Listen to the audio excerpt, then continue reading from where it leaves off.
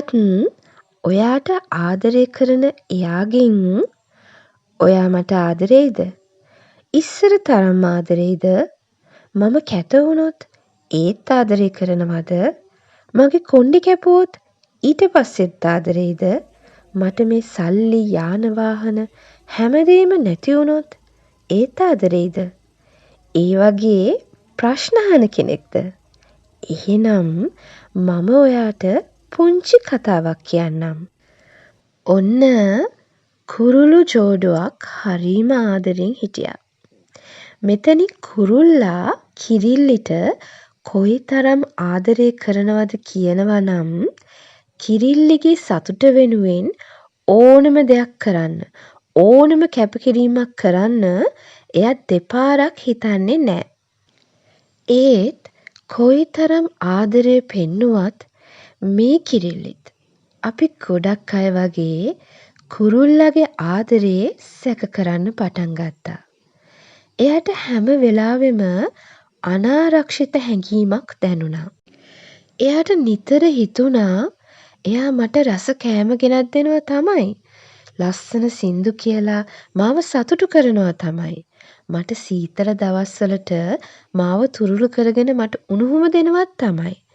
ඒත් සමහර විට මම එයාට ආදරේ තරම් එයා මට ආදරේ නැතුව ඇති. අනික කවුද දන්නේ?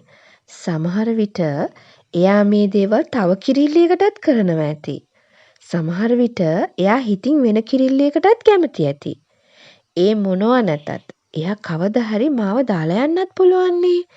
කිරිල්ලිට මෙහෙම හිතුණා. ඔන්න දැන් කිරිල්ලිට සැරෙන් සැරේ එන සැකය නිසාම ඒ දෙන්න අතර ටික ටික රණ්ඩු පටන් ගත්තා. මම හිතන්නේ මට ආදරේ නෑ.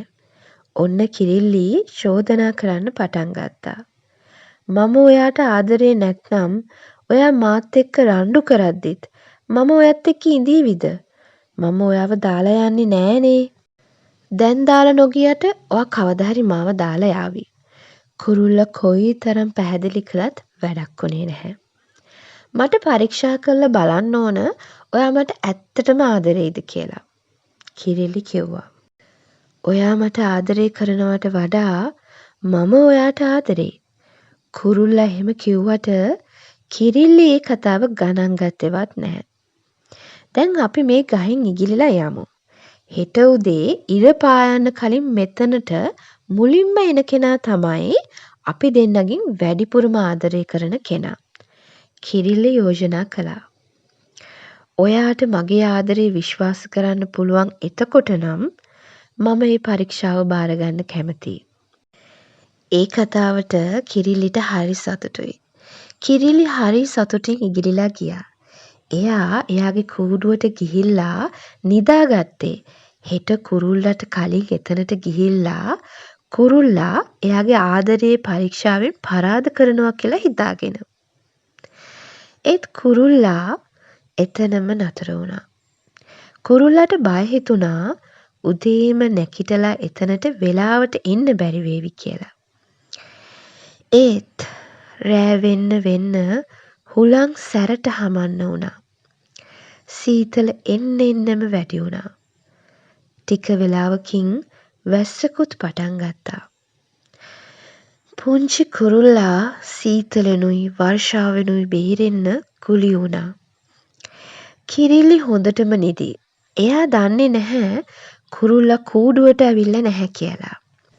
පහුවදා කිරිල්ලි පාන්දරින්ම නැගිටලා පුළුවන් තරම් වේගයෙන් පියෑඹුවේ කුරුල්ලා එයාට ඉස්සර වුණා කියලා බයෙන්.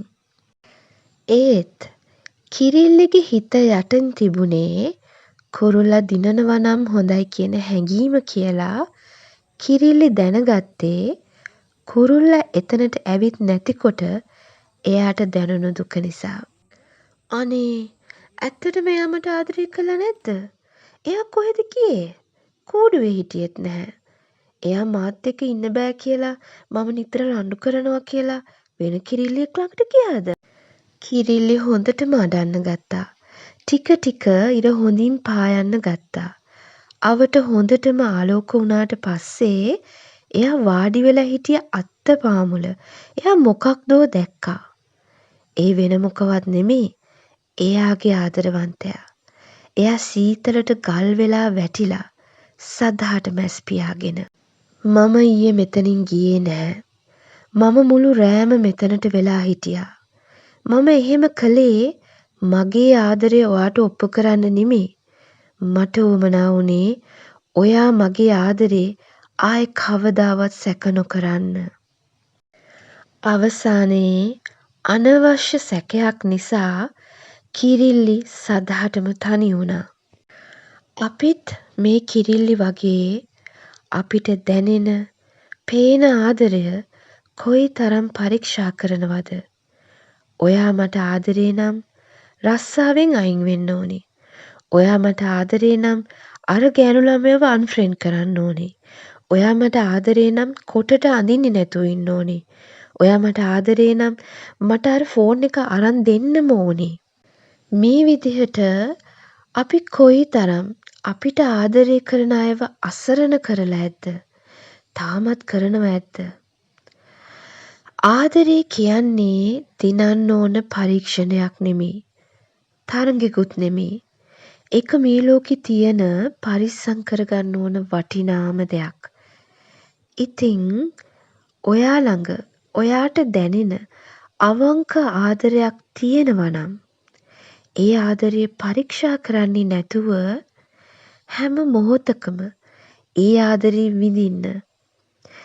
දවසක අපිට ඉතුරු වෙන්නේ ඒ ආදරණීය මතකයන් විතරයි.